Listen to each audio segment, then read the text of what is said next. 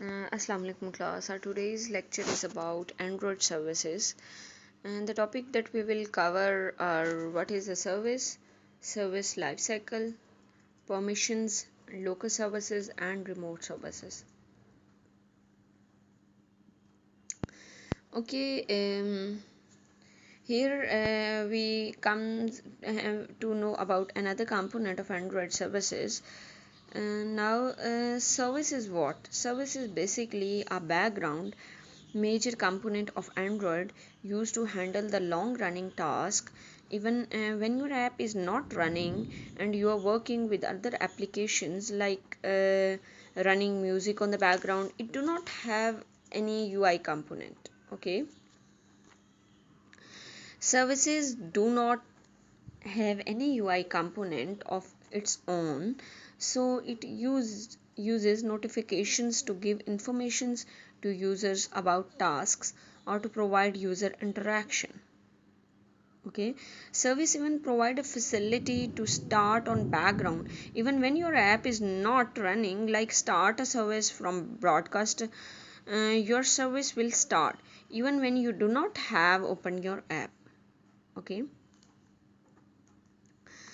now we are going to discuss about the life cycle of the activity. Just like activities, fragments, services also have a life cycle. When we create a service, its hierarchy will be as follows. For example, first of all, you have which methods are going to going to call. For example, in the slide you are seeing the methods on create method, on start method, similarly on stop and on destroy. Usually we do processing in on start method.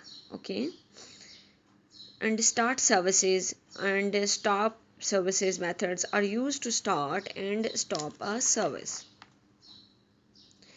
Okay, now the mode of operations are that service can stop after executing tasks or run continuously and stop when users stop it. It depends upon type of start sticky and stop non-sticky operators that will be returned when a service is started.